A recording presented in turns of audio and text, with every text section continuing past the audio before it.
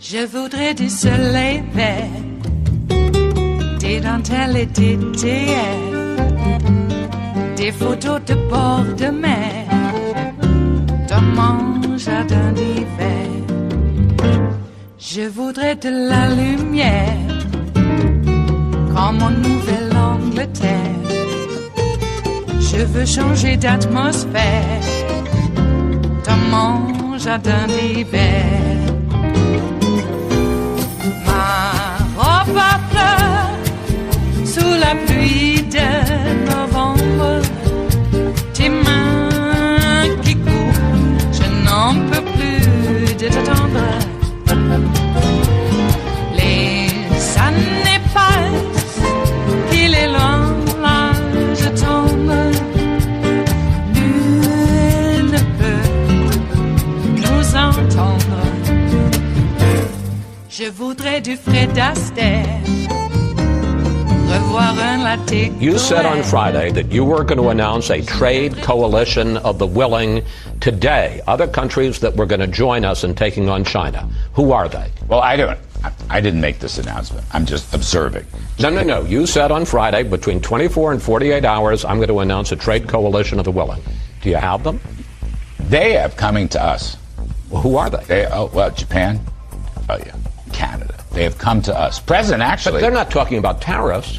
Sure they are. No, they're not. Sure they are. Japan said that they were going to join us in taking this issue to the World Trade Organization and to object to Chinese trade practices just as free traders have done for years. But if China maintains its third world status as they have in the WTO, then other countries are free to take whatever actions they want. But just to press this, has any other country joined us in threatening tariffs if China doesn't clean up its act? I can't answer that. I don't even want to answer that. All I'm saying is my trade coalition of the willing will put the whole world behind the United States' actions against China.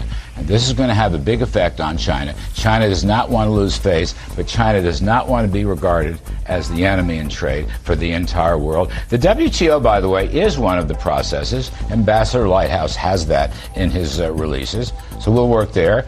We'll work directly with the Chinese. But I want to make this clear. President Trump is a great negotiator. But tariffs, which none of us particularly want, may have to be part of this discussion and argument. Okay, I want to pick up on that because ever since I first met you, we go back a ways, and ever since I first met you in the Reagan White House, you have been an apostle of growth. Yes. You say that growth cures income inequality, growth cures budget deficits, but if China let me just finish. If China and the U.S. slap tariffs on each other, even President Trump said that could hurt the economy. Here he is. So we may take a hit, and you know what? Ultimately, we're going to be much stronger for it. But it's something we had to do. And here's a line from an article. Trump should also examine the historical record on because they have almost never worked as intended and almost always delivered an unhappy ending. Larry, I assume you agree with that because you wrote it. I do. I wrote it. I agree with it. It's still my position. President knows that. We've had lots of conversations. But around this action, I'm going to stay with this. The path to free trade has to include China acting in concert with first world nations. With even if we end up in a trade war. We're not going to end up in a trade war. Well, they aren't backing off. We haven't even enacted anything yet. So I understand. Let's go easy on the trade war. We've got several months here. But you say the president isn't bluffing. You say tariffs have to be part of the discussion. I do. He does. If they don't back off, we will see. We will see. Remember this. The U.S. economy is doing very well now. By the way, at the top, you learned your lessons well when we first spoke back in 1980. I listened. You've been very good on that, and I'm proud of you. Now, having said all that, we're growing at over 3% in annual rate for the last 3 quarters. Business investment spending, equipment spending is booming. Jobs are rising. Consumer confidence is high. Small business confidence is high. All I'm saying is, forget trade wars. Why don't you just look at the progress of the American economy? We can take... That's the concern, though, is that people have is that this is going to put a brake on that growth. It can't possibly. It can't possibly. The sums here are too small, but the principles are very strong. You see what I'm saying? I understand that, but as you well know, trade wars sometimes escalate. Well, I haven't seen a trade war since Smoot-Hawley. It is Monday, the 9th of April of 2018, and you are in West Coast Cookbook and Speakeasy. I am your chef de cuisine, Justice Putnam, and our daily special, of course, is River City Hash Mondays. Well, what a weekend, huh? That was, of course, Larry Kudlow at the top, lying about who's on his coalition of the willing, and really being unable to name anyone who is on it. But he can lie about it because it comes easy to those people. So very easy. Trump has still not sent any condolences to the family of his tenant who died of smoke inhalation in his high-rise there, Trump Tower. The fellow had been trying to sell his property for quite a while, but of course, Trump has made, selling his property is very toxic. People don't want to buy a Trump property now. Todd Brasner is a friend of Andy Warhol. Of course, Trump referred to him as that crazy Jew. Now, maybe that's why Trump has no word whatsoever to say about the death of his tenant. Oh, and also, Death Trap Donnie. New hashtag, Death Trap Donnie. Write that down. He has fought safety and fire regulations since he became a landlord. I was going to say slumlord, but I don't know. It's a kind of slum. But regardless, for decades, does not want to be held responsible for any accidents that may occur in his properties. Now, you don't have to be responsible or not responsible, but you can mitigate a problem before it happens. This is a fellow who purports to sell high-end properties. Now, I've been in the business of development before, and a high-end property usually is better than what the code specifies. That's why it's a high-end property. Who cares whether you get to be grandfathered in so that you don't have to put in fire sprinklers or smoke detectors, carbon monoxide detectors, etc., because your building was developed before 1983? You're selling a high-end property, and those sprinklers and those detectors should have been put in anyway. That's why I call him a slumlord. He's willing to take a bunch of money from some new money, I guess. I don't know. Now, I don't want to get on Brasner's case. He did buy into the place. And maybe Trump Tower represented some sort of emblem of success at one time for people because of the cost to get in. But President of the United States, who owns a property, a building in which one of his tenants died, has not said one word.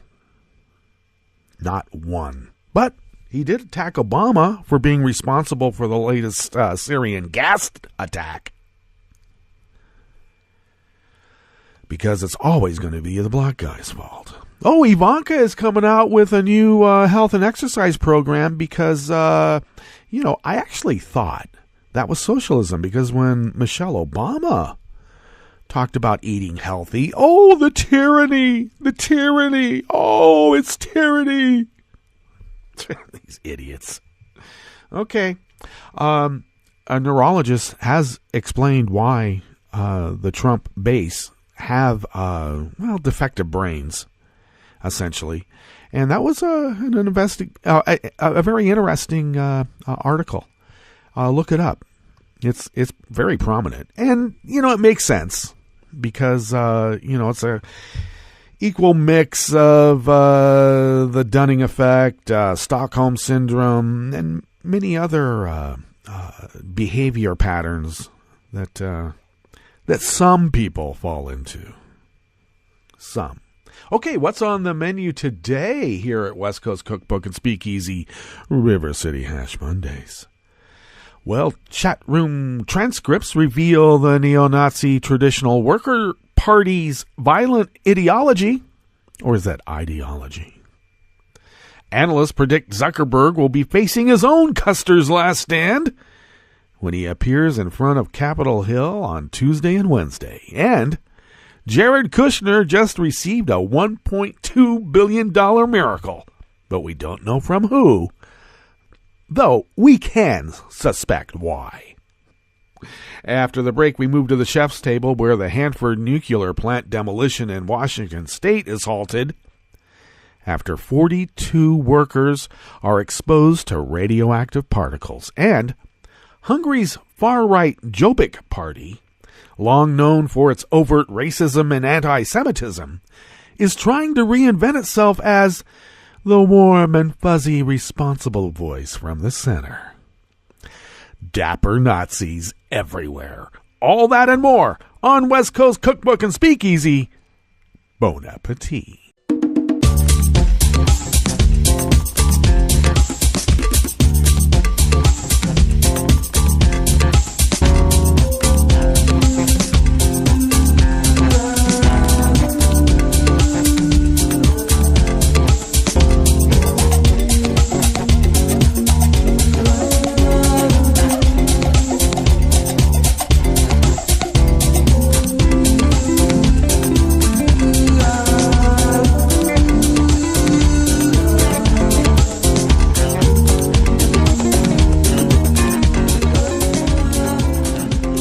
Go to the bottom of our homepage at netrootsradio.com. You'll notice the chat room link there at the rightish of the page.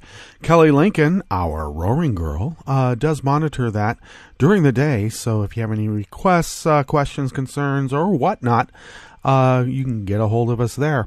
Also, I should mention, do check out Kelly Lincoln's show, At the Table. It's a happy hour, too. And that comes on Saturdays, sometimes live, sometimes a director's choice. So check that out. That's at 3 p.m. on the West Coast on Saturdays, and that would be 6 p.m. on the East Coast on Saturdays. Do join us and follow us on Twitter at Netroots Radio.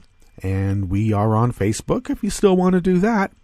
And you can follow me on Twitter at Justice Putnam. I also post a diary that has all of the show notes and links and some other entertaining tidbits. And that's on Daily Co's, and I'm on Daily Co's as Justice Putnam.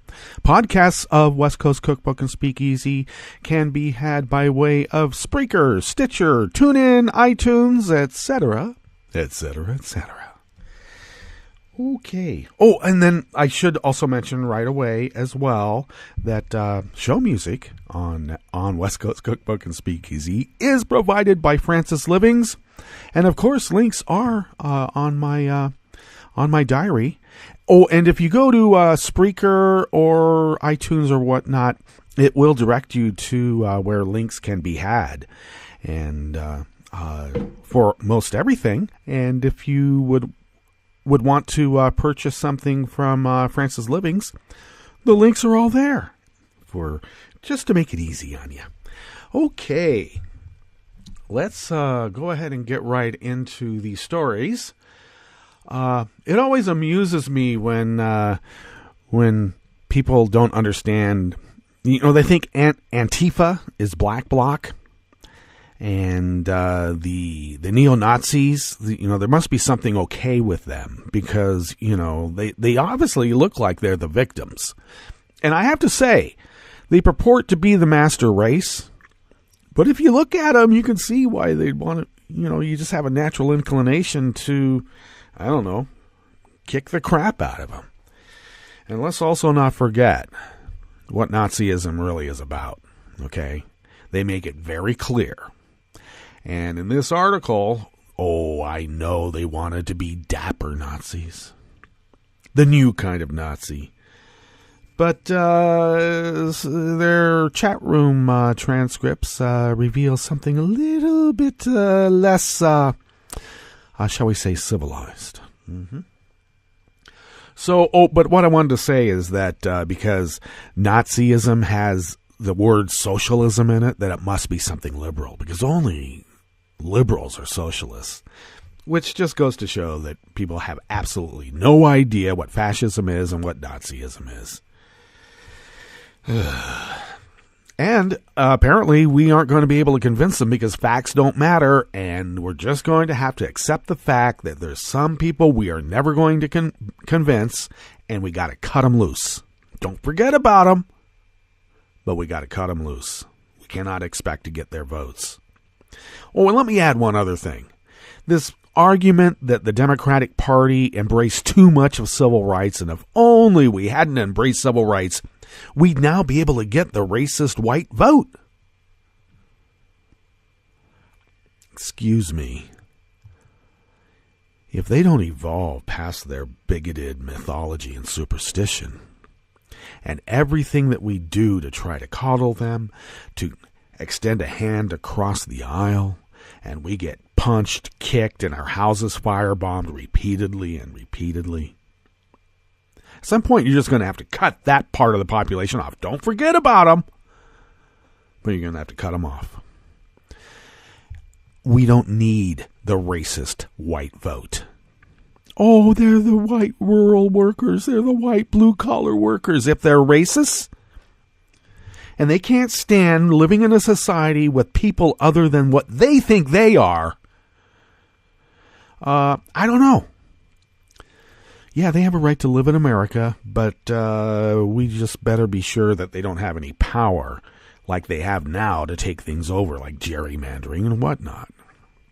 Okay, so this is an article by Luke Barnes out of Think Progress. Back in 2016, the Traditionalist Worker Party, TWP, was on the up. Its leader, Matthew Heimbach, was described as the most important white supremacist of 2016 and as the next David Duke by the Washington Post. He and his followers dreamed of building a transatlantic network of white supremacists and eventually a whites-only ethno-state. In recent months, however, Heimbach has suffered a humiliating fall from grace. In March, he was arrested in Indiana and charged with battery, stemming from a bizarre love triangle involving him, his mother-in-law, and his father-in-law. This is the master race, folks. Now, making matters worse for the TWP's fractured remnants, a new series of leaks from white nationalist chat rooms has exposed the group's ideology and intentions to the public at large. The leaks, obtained by the media collective Unicorn Riot, show how the group hoped and planned for large-scale violence and put its virulent brand of misogyny on full display. After the Unite the Right rally in Charlottesville last August, in which the TWP took part, members bragged about the death of 32-year-old Heather Heyer, who was killed after a white supremacist drove his car into a crowd of counter-protesters, as well as a police helicopter crash at the same event that left 2 officers dead. They reveled in the helicopter crash. They're just, I don't know, there's some fine people, some good people on that side. They wrote, 1 dead enemy, 35 injured, and 2 dead cops is a win to any true revolutionary. Wrote user Harbinger of Hate. F your optics. I'm here to fight a effing war. They had the UCK in there too, but I just decided, it's in the morning for me. Now, the Traditionalist Worker Party members were also pictured in several posts training with rifles and riot shields. At one point, they described how they would build Molotov cocktails to defend against anti-fascist counter-protesters. TWP members also boasted of their close ties to Atomwaffen, a highly violent centralized neo-Nazi group with ties to at least 5 murders, which also plotted to blow up a nuclear facility near Miami. Autumn Bolson are good friends of ours, Heimbach wrote. Last November, each one of us has their own jobs and duties. Okay, the chat room servers were also unsurprisingly full of vitriolic contempt for women, especially about female counter-protesters in Kentucky, which, along with Ohio and Tennessee, was where most of this group are based. TW members would share Facebook and Tinder screenshots of women joking about the war brides and sex slaves they'd be given in their white ethno-state, and fantasize about kidnapping and raping counter-protesters. Heimbach's fall from grace, however, has left the group in a state of disarray after Heimbach assaulted TWP spokesman Matthew Parrott. I love that. The spokesman is named Parrott. Heimbach's father-in-law. Oh, Parrott is Heimbach's father-in-law. Okay. Heimbach assaulted his father-in-law during a confrontation about an affair with his mother-in-law. Okay. Parrott told the Southern Poverty Law Center, "I'm done. I'm out. SPLC is won. Matt Parrott is out of the game. Y'all have a nice life." The question of what will happen to the TWB rank and file next remains up in the air, but as these latest chat room logs show, it does have a supply of angry, violent, and virulently racist young men ready to take up arms for any group willing to offer a similar version of Heimbach's white ethno-state.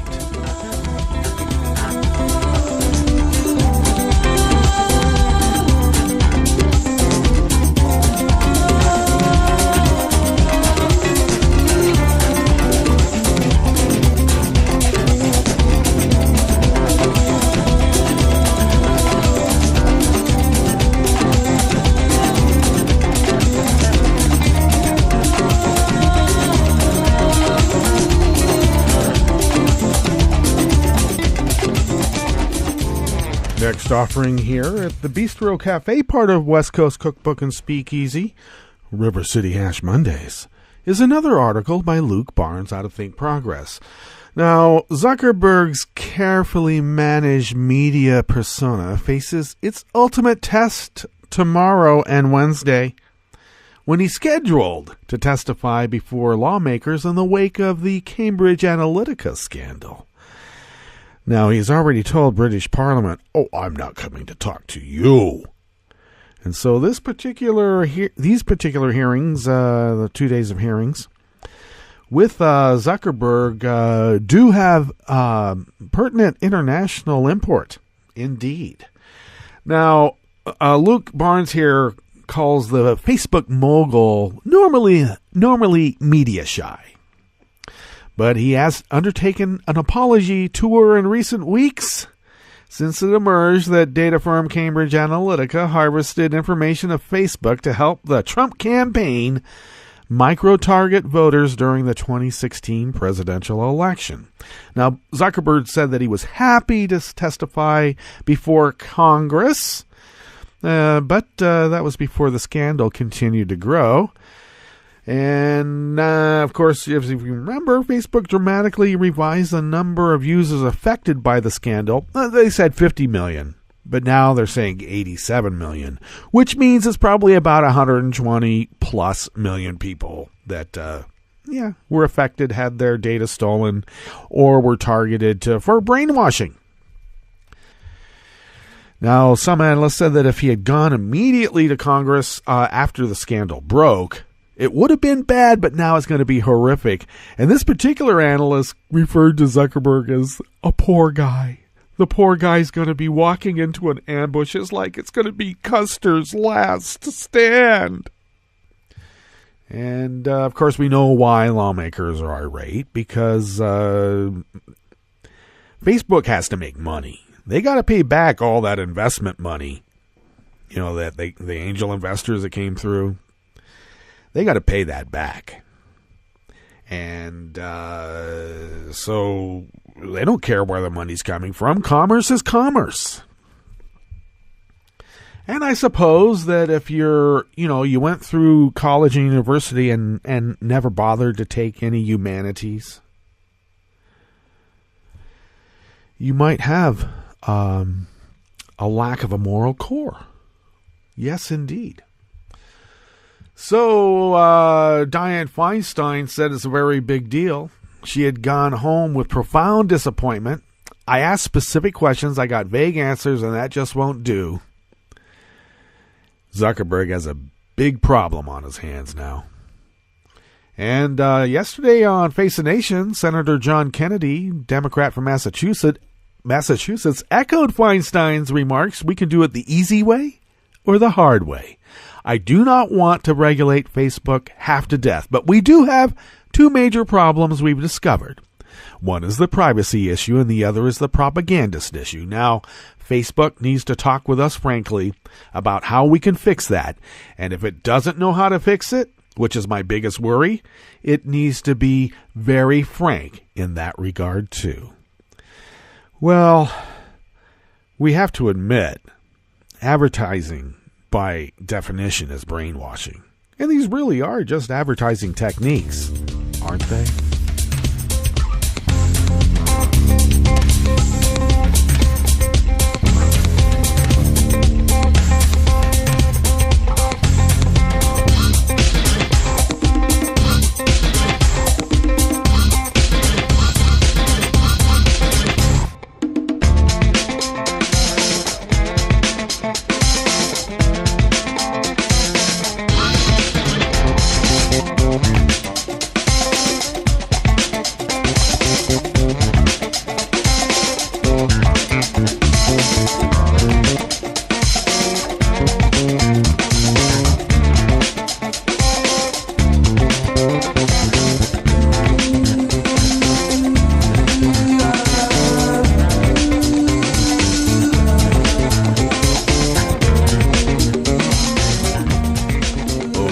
Finishing up here in the Bistro Cafe, part of West Coast Cookbook and Speakeasy, is another story out of Think Progress, but this time by Judd Legum. The 41-story skyscraper at 666 Fifth Avenue in Manhattan was supposed to be Jared Kushner's signature investment. A 27-year-old Kushner bought the property in 2007 for a record $1.8 billion, the most ever paid for an office tower. And the move was supposed to catapult the family real estate firm, previously known for mid-priced apartments in New Jersey, into the big leagues. But it has been an unmitigated disaster. Shortly after the sale, the recession hit, depressing the commercial real estate market in Manhattan. To keep things afloat, Kushner was first forced to sell the building's lucrative retail space and nearly half of the office space to Vornado Realty Trust, a firm with much more experience in commercial real estate. But that was not enough. The building is aging and therefore is saddled with high vacancies and low rents. That means that instead of rent payments covering the mortgage, Kushner's firm and Vornado are having to pour in millions every year to stay current on the debt. Then on the horizon is an even bigger problem. The full mortgage for the office space of about $1.2 billion becomes due in February of 2019. And many real estate experts believe that the mortgage balance exceeds the value of the portion of the property still owned by Kushner, making refinancing a challenge. I think that's called being underwater. Well, upon entering the White House, Jared Kushner divested the property only in the most technical sense. He supposedly sold the assets to his brother in a trust controlled by his mother. And a lawyer described the transaction to the New York Times as really just a shell game. Now, with Kushner ensconced as a senior advisor to the White House, someone has emerged to bail him and his family out of this mess, though the identity of Kushner's White Knight is a mystery. So Friday, Vornado filed with the SEC the existence of an extraordinary handshake agreement that would not only refinance the $1.2 billion, but allow the Kushners to buy out Vornado's portion of the debt. This means the Kushners would once again own the entire office tower, and Vornado would own only the retail space. The key question, however, is who would lend $1.2 billion to the Kushners to refinance an aging office tower with high vacancy rates? Well, I have my suspicions, not necessarily about who, but why. Let's also remember that we blockaded Qatar when they would not lend the money to Kushner for the deal on 666. Well, and there's been some speculation that you can't tie the two together. But has there been another country that has been blockaded? I wonder. So, Kushner has met repeatedly at the White House with leaders of financial institutions who later loaned his family company millions. He had multiple meetings, for example, with Joshua Harris of Apollo Global Management, supposedly about infrastructure policy. But late last year, Harris's company loaned the Kushners $184 million to refinance an office tower in Chicago.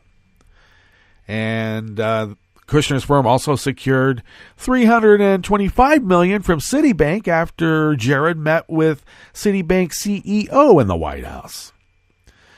The Office of Government Ethics said that Kushner's activities are under investigation by the White House counsel, although it's unclear if such an investigation is being actively pursued.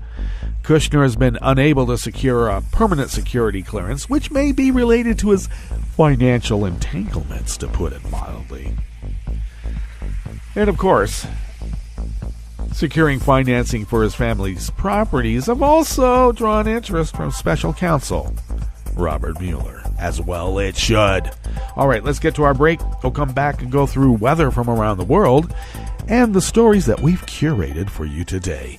You are listening to West Coast Cookbook and Speakeasy, and we will be right back. You are listening to netrootsradio.com. Please hang up and try again.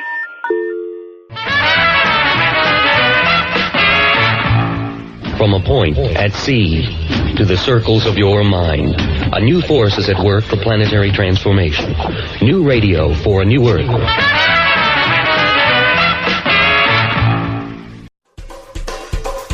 This is Scientific American's 60-Second Science. I'm Karen Hopkin. Neanderthal walks into a bar. Bartender says, "Why the long, forward-projecting face?" Well, according to a new study, it helped the Neanderthal air condition the large volumes of oxygen he inhaled to support his active lifestyle. The work appears in the Proceedings of the Royal Society B. The bartender appears in many, many jokes. Neanderthals had a distinct facial appearance. Heavy brows, big noses, and a protruding upper jaw. And scientists have long wondered, why that configuration? With the foreheads, it appears, they inherited from their ancestors. But the jutting mid-face, that was an evolutionary innovation all their own. Some scientists say it's so they could use those prominent front teeth for some serious chomping. Others say it gave their nasal passages the right size and shape to warm and moisten the cold, dry Ice Age air. To put the theories to the test, researchers constructed a set of 3D simulations of the skulls of various humans. They included a Neanderthal and an earlier Homo heidelbergensis, as well as a handful of more modern noggins, males and females from Europe and Asia, and an Arctic Inuit. And they digitally crash-tested the faces to see how they responded to the loads imposed by heavy biting. Seems the protruding chompers of the Neanderthal were not particularly well suited to forceful mastication. Some of the modern humans seem to be more efficient when it comes to using less muscle to take a big bite. Then the researchers modeled how air flowed through Neanderthal nasal passages. And that's when things got interesting. The results indicate that Neanderthals were better at heating and humidifying air than H. heidelbergensis. But so are us modern peoples, whether we hail from cold or hot climates. Where Neanderthals really stood out was in their ability to move large volumes of air through their nasal passages in and out of their lungs. That's a plus when you spend your days running down mastodons. Or running from other critters whose teeth are better adapted for biting action than yours are. So if the bartender's still listening, that's why the distinctive Neanderthal face. Thanks for listening. For Scientific American's 60-Second Science, I'm Karen Hopkin. Welcome to 60-Second Civics, the daily podcast of the Center for Civic Education. I'm Mark Gage. Persuaded that his election would help cement support for the new government, George Washington reluctantly agreed to serve as the nation's first president. He likened his feelings on once again taking up the burdens of public service to those of a culprit who is going to the place of his execution. Washington was inaugurated first president of the United States on April 30th, 1789. He served 2 terms, guiding the new government through the organization of the executive branch, founding the nation's capital, Washington, D.C., opening the West for settlement, and establishing precedents that have influenced the conduct of succeeding presidents ever since. Constitutions do not become real without the institutions necessary to implement them. It fell primarily to Washington to give flesh and blood to the executive branch and the national government generally during the first critical years. That's all for today's podcast. 60-Second Civics, where civic education only takes a minute.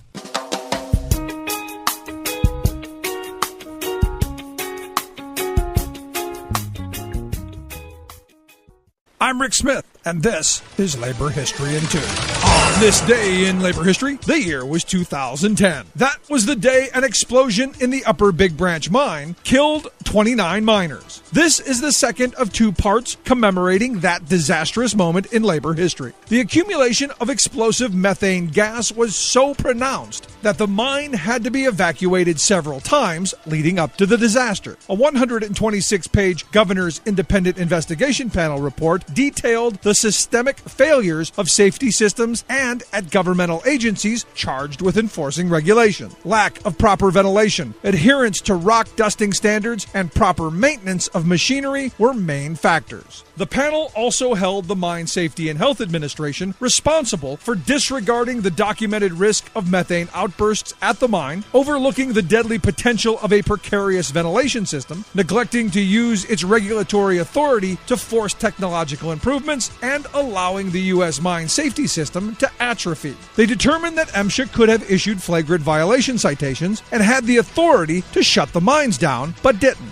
The report noted the cozy relations between mine owners, politicians, judges, and regulators. Specifically, the ease with which state mine officials move from employment with industry to government and back. Despised union-busting CEO Don Blankenship, who was tried and convicted to 1 year in jail, insisted his mines were safe. He cited 3 Sentinels of Safety Awards received from MSHA in 2009. These awards went to surface mining and coal processing plant operations. Blankenship even blamed MSHA for the explosion because the agency demanded changes in UBB's ventilation system. A union safety committee could have shut the mine down before methane gas and coal dust combined to cause the explosion, if only there had been a union.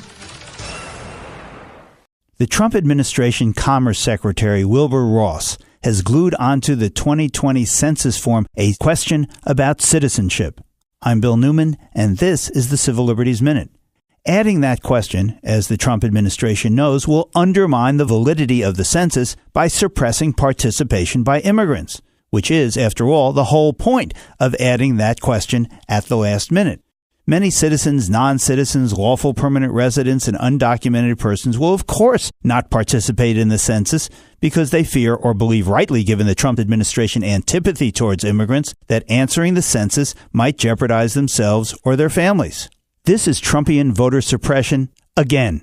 The political effect will be to reduce congressional seats in Democratic-leaning states like California and increase Republican representation in the Congress. All this giving us a front row seat to a raw, politically motivated assault on our Constitution, again, this time Section 2 of Article 1, which requires a nationwide census called an enumeration, which means count everyone every 10 years. Fortunately, 12 states are suing the Trump administration over the addition of the citizenship question to the census. In court, Hopefully the states, the people, and the values of honesty and integrity and an accurate census will win. The Civil Liberties Minute is made possible by the ACLU because freedom can't protect itself. From United Nations headquarters in New York, I'm Luke Vargas with your World in 2 Minutes. The UN Security Council played host to an unusual literary throwdown on Thursday after Russia asked the 15-member council to meet to discuss last month's attack on a former Russian spy in the UK.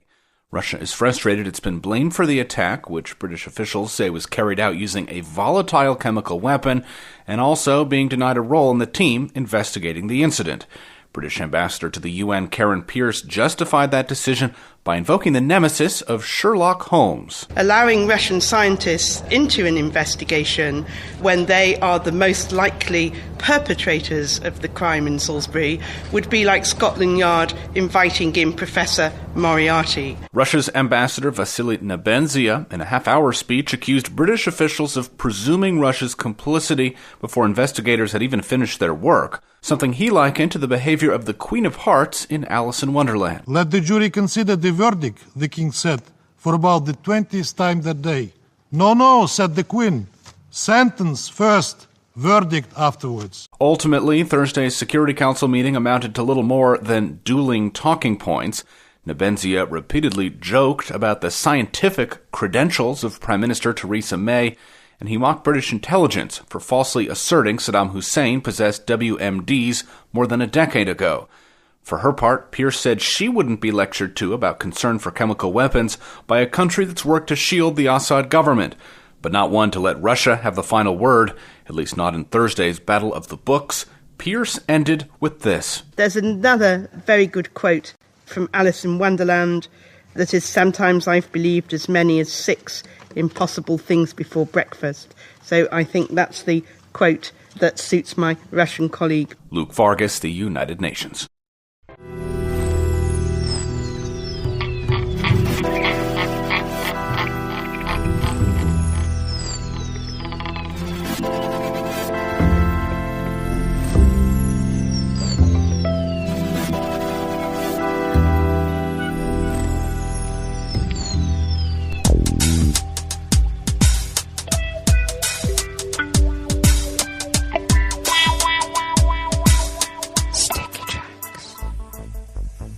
Thank you for accompanying us here to the chef's table at West Coast Cookbook and Speakeasy.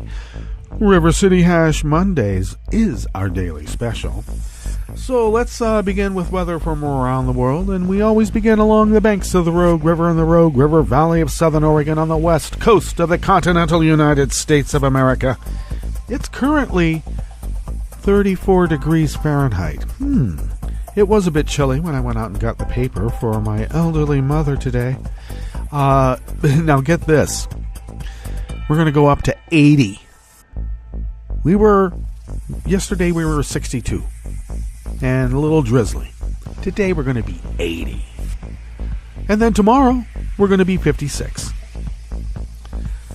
All right. Overnight low tonight in the mid-50s, fortunately, so it's not going to be so bad. And then, of course, tomorrow we will be a range from about 58 to 62, according to the Weather Underground. We'll see. But wet weather is in the offing beginning late Tuesday and picking up Wednesday, Thursday, and maybe tapering off on the weekend, maybe not. Let's see. So, yeah, we'll have a low of 51 tonight. That's not so bad. Though tomorrow's low will be in the low 40s. And winds currently are light and variable out of the south-southwest, about 3 miles an hour. They'll pick up to 5 to 10 miles per hour later on this evening, but they'll be out of the west-southwest. And then tomorrow we'll have some breezy days out of the west at 10 to 20 miles per hour. Okay, I like that. Air quality right now is good at 20 parts per million. Pressure is rising at 30.2 inches. Visibility is 10 miles. And humidity is 90%. So there's a bit of dew outside right now. Okay, weather from around the world is brought to you by people's personal weather stations that they purchased. These people planted these purchased weather stations somewhere on their property, and these people live around the world. London is 50 degrees and cloudy. Paris is 55 with rain. Rome is 57 and mostly cloudy. Kiev is 68 degrees and fair. Kabul is 60 degrees and partly cloudy. Hong Kong, 67 and clear. Tokyo, 55 and clear. Sydney, Australia is 69 degrees and partly cloudy. San Francisco, California is 51 degrees and partly cloudy. And New York is 37 degrees Fahrenheit and chillingly fair. Weather from around the world is brought to you by people's personal weather stations that they purchased. These people planted these purchased weather stations somewhere on their property. And these people live around the world.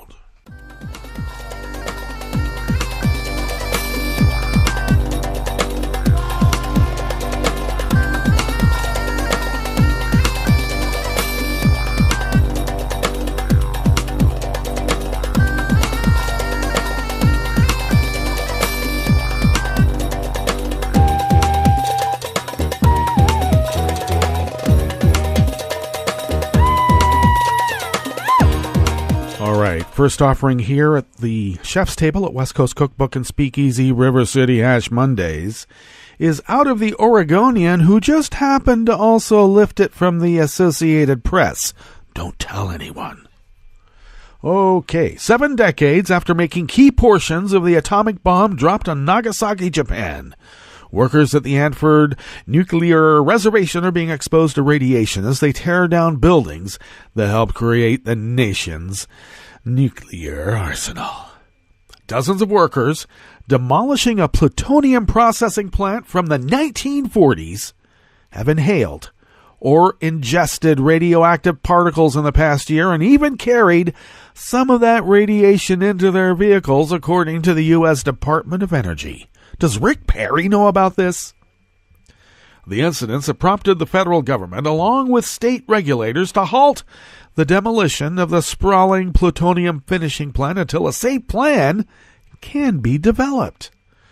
Now, the contamination has also shaken confidence in a massive cleanup of Hanford, the nation's most polluted nuclear weapons production site. The work costs the federal treasury around $2 billion a year, and Hanford is near the city of Richland, about 200 miles southeast of Seattle. The Energy Department, which owns Hanford, has launched an independent investigation into the spread of radiation at the plant. The investigation will be conducted by an agency office that is not connected to work at Hanford.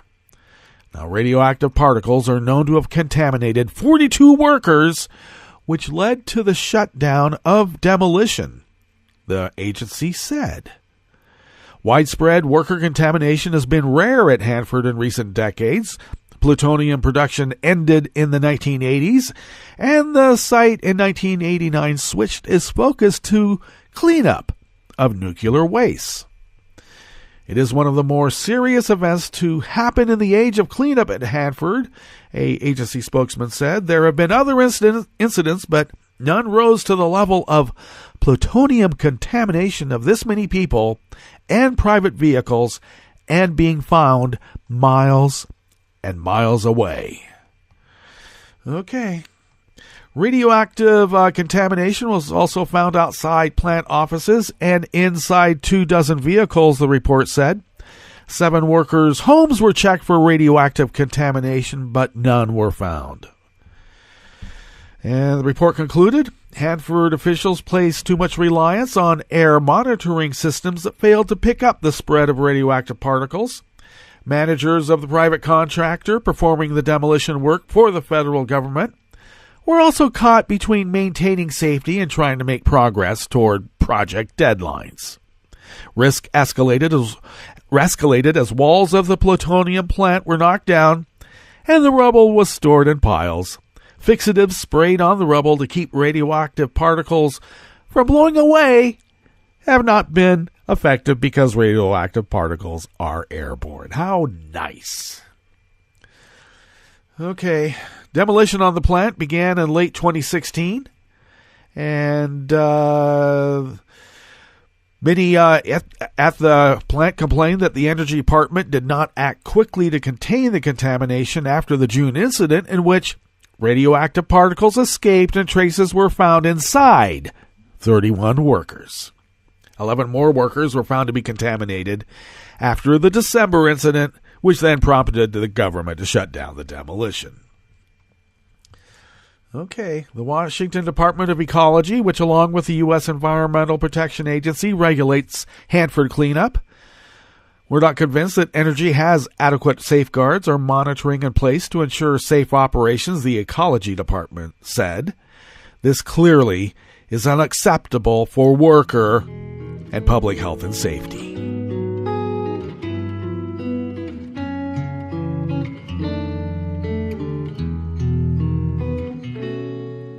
Je te donne c'est mon amour pour la vie entière.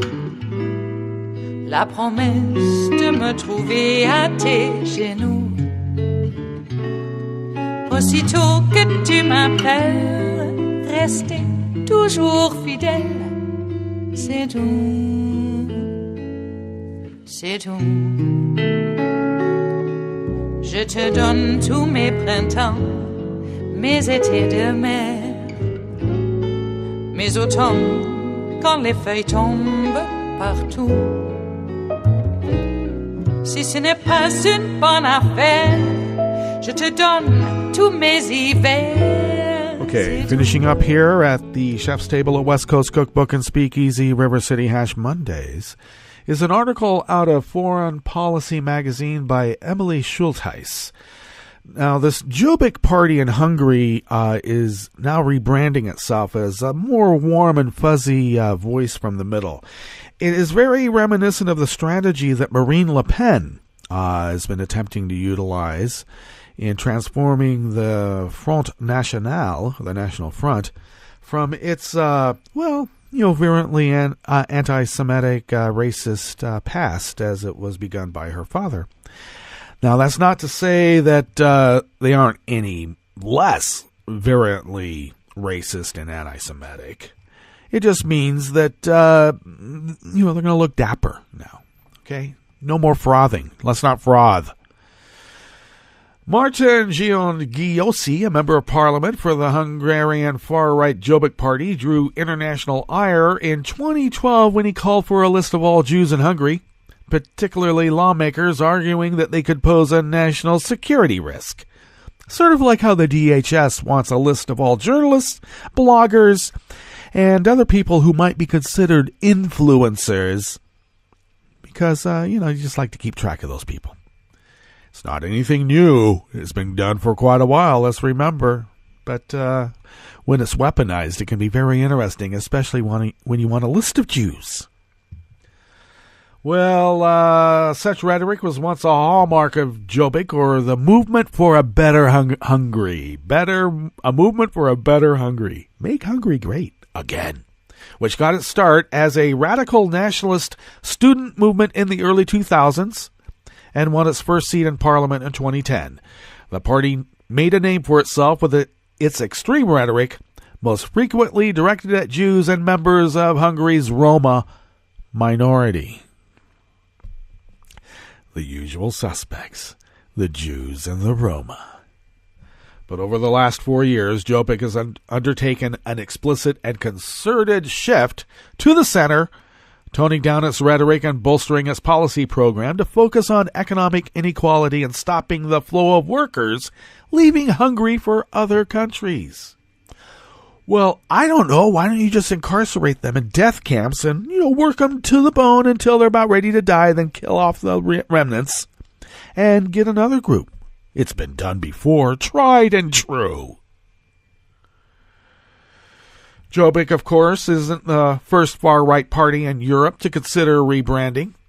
From Marine Le Pen's National Front in France to the Austrian Freedom Party's recent announcement of a commission to examine its history of Nazi ties, other far-right movements across the continent have worked to shed their most unsavory elements and broaden their appeal. But none have gone further than Jobbik, whose goal is not only to be seen as less far-right, but also to credibly bill itself as a centrist people's party. Well, when everything's moved so far to the right, a neo-Nazi group like Jobbik would seem rather moderate now, wouldn't it?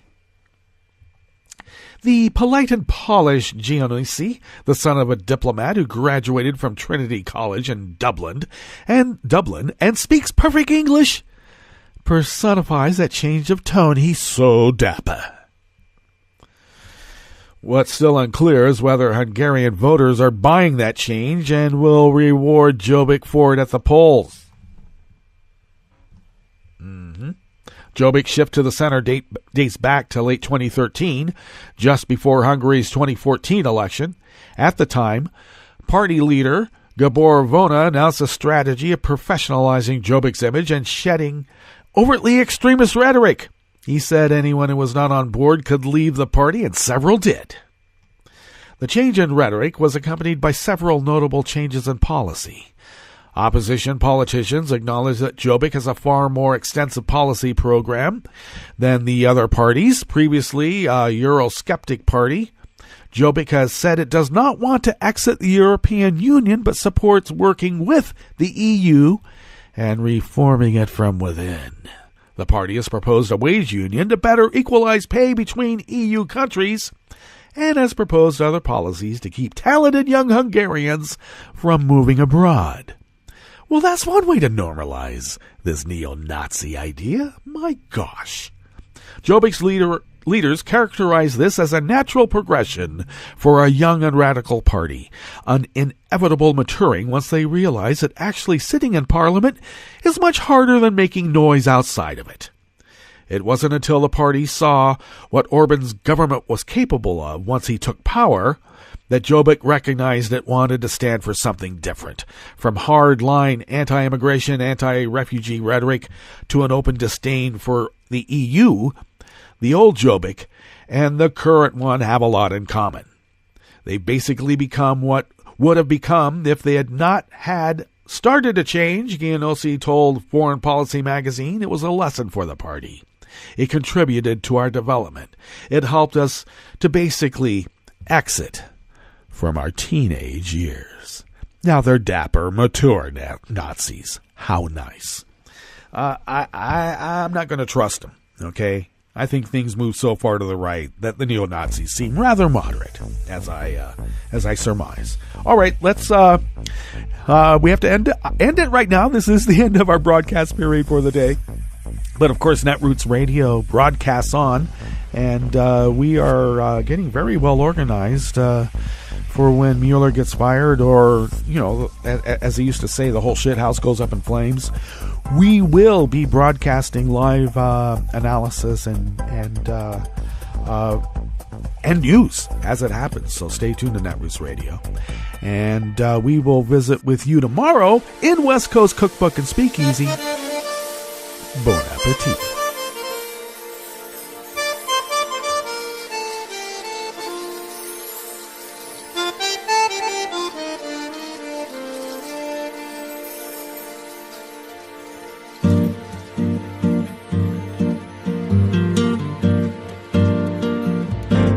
Je voudrais du soleil vert, des dentelles et des théâtres, des photos de bord de mer, dans mon jardin d'hiver. Je voudrais de la lumière, comme en Nouvelle-Angleterre. Je veux changer d'atmosphère, dans mon jardin d'hiver. À fleurs sous la pluie de novembre, tes mains qui courent, je n'en peux plus de t'attendre.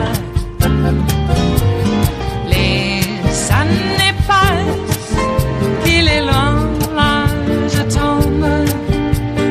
Nul ne peut nous entendre. Je voudrais du Fred Astaire, revoir un latte Goël. Je voudrais toujours te plaire dans mon jardin d'hiver. par terre, comme au long de golfe clair, t'embrasser les yeux ouverts dans mon jardin d'hiver. Ma robe à fleurs sous la pluie de novembre, tes mains qui courent, je n'en peux plus de t'attendre. Les années passent, il est loin l'âge tendre, nul ne peut nous entendre. Ba-da-da-dum-di-da-dum, ba-da-da-dum-di-da-dum,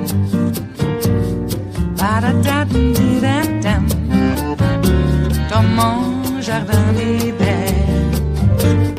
Ba-da-da-dum-di-da-dum, ba-da-da-dum-di-da-dum, ba-da-da-dum-di-da-dum, dans mon jardin d'hiver. Dans mon jardin d'hiver, dans mon jardin d'hiver.